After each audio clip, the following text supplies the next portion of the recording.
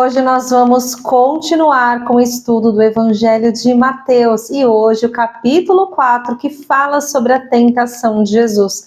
Um capítulo muito conhecido, nós vamos falar também do início do ministério de Jesus e os primeiros discípulos chamados.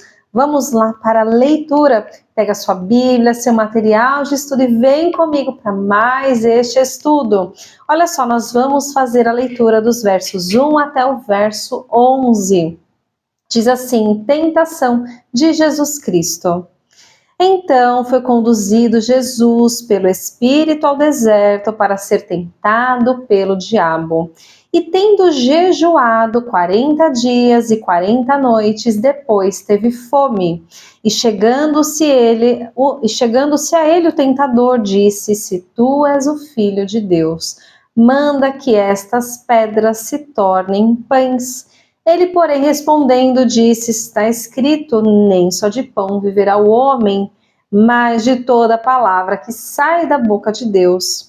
Então o diabo transportou a cidade santa e o colocou sobre o pináculo do templo e disse-lhe: se tu és filho de Deus, lança-te daqui abaixo, porque está escrito que aos seus anjos dará ordens ao teu respeito e tomar-te-ão nas suas mãos, para que nunca tropeces em alguma pedra. Disse-lhe Jesus: também está escrito, não tentarás o Senhor teu Deus. Novamente transportou o diabo a um monte muito alto e mostrou-lhe todos os reinos do mundo e a glória deles.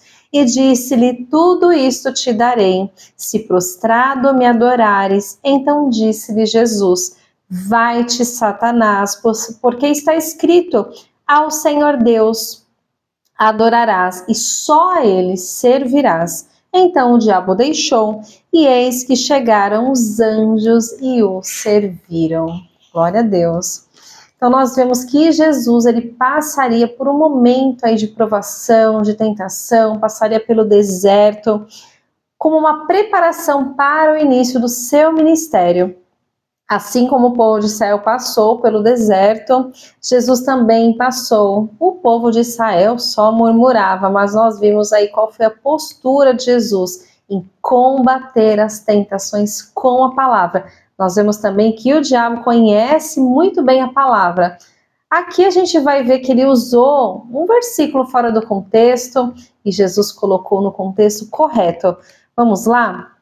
A primeira tentação veio na área mais difícil para Jesus naquele momento, que era a fome. Jesus estava 40 dias de jejum e o diabo fala para ele transformar aquelas pedras em pães. O jejum ele é muito importante para mortificar a nossa carne e durante o nosso jejum muitas tentações virão, mas nós temos que estar com a palavra fixada, a palavra gravada na nossa mente e no nosso coração, para a gente poder citar a palavra quando vier a tentação. E olha só que interessante, as 3 tentações de Jesus. Jesus cita Deuteronômio. Aqui nessa citação da primeira tentação, Jesus citou Deuteronômio, capítulo 8, verso 3.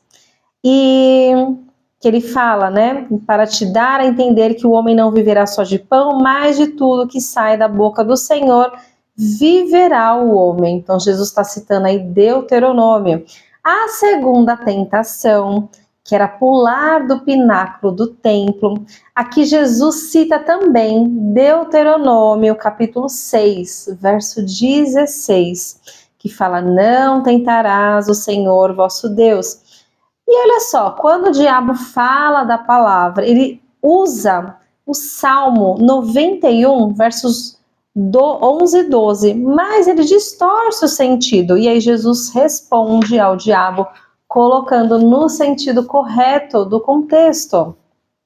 A terceira tentação, adorar a Satanás em troca dos reinos deste mundo. Jesus cita Deuteronômio, capítulo 6, verso 13, e também nós encontramos em Deuteronômio, capítulo 10, verso 20. Jesus combateu todas as tentações com a sua palavra.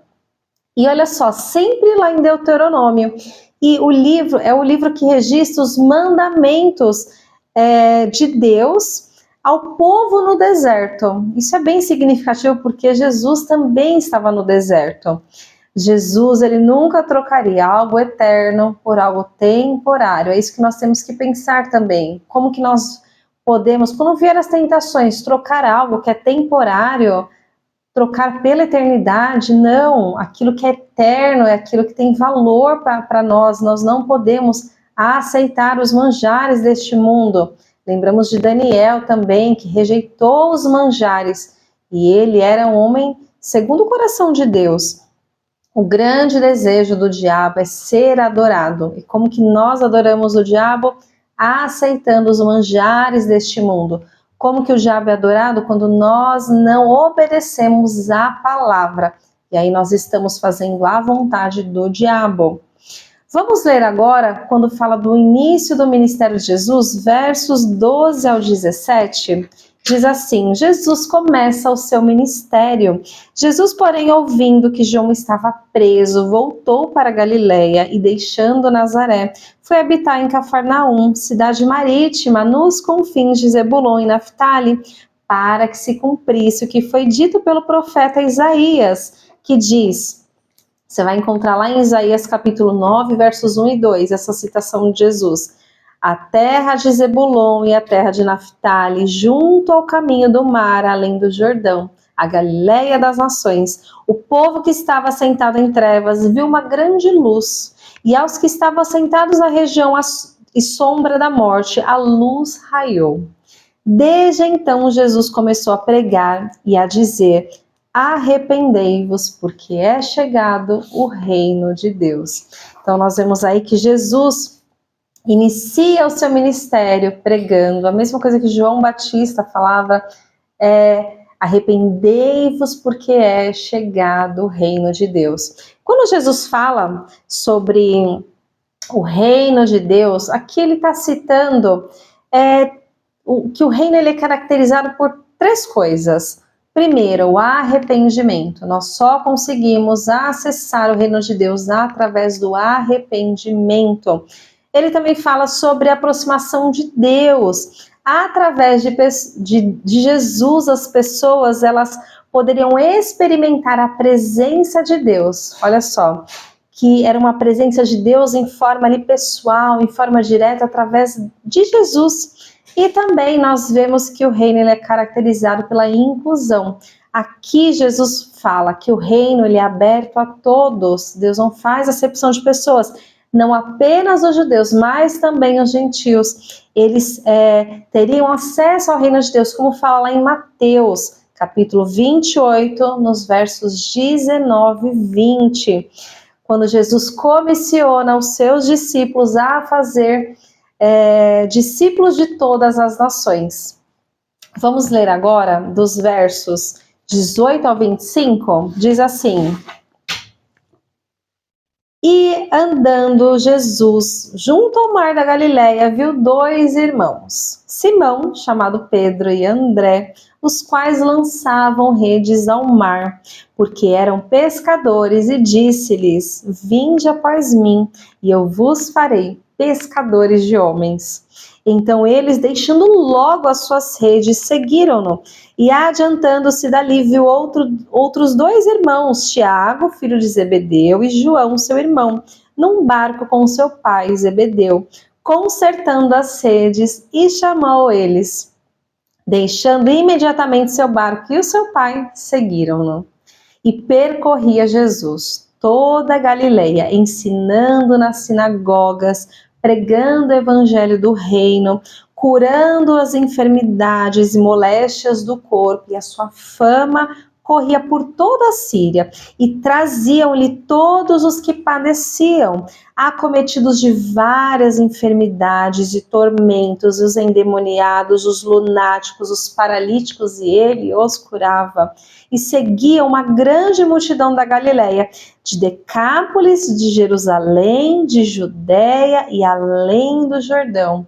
Aqui nós vemos como que o ministério de Jesus era amplo, ele se estendia por todos os lugares, e aonde Jesus chegava havia milagre, havia arrependimento, havia mudança de rota, havia transformação. Quando Jesus chama Simão, seu irmão, os dois imediatamente seguem a Jesus. Os dois imediatamente largam a sua vida para seguir a Jesus. Eles deixaram tudo para trás, né? Então eles viram que o chamado de Jesus, ele era mais importante do que o chamado de Jesus era mais urgente do que aquilo que eles estavam fazendo ali. Quando Deus nos chama, nós temos que imediatamente seguir aquilo que Ele está nos falando. E você também foi chamado por Jesus. Todos nós temos um ministério, seja em casa, seja na igreja, no nosso trabalho, onde nós estivermos, nós temos o nosso ministério. Pregar a palavra, sermos a luz de Cristo neste mundo. Se você deixar tudo para trás, tomar a sua cruz e seguir a Jesus, a sua recompensa será a vida eterna. É tudo aquilo que nós aguardamos ansiosamente. Amém? Se você gostou deste estudo, curtinho, mas tremendo, deixe seu like, compartilhe ele com mais uma pessoa, não deixe de se inscrever. E eu deixo aqui mais uma vez uma dica de leitura, eu vou deixar aqui no link da descrição do vídeo. Se você quiser adquirir essa Bíblia, você vai estar abençoando o meu canal. Fiquem com Deus, aguardem o próximo estudo e até mais.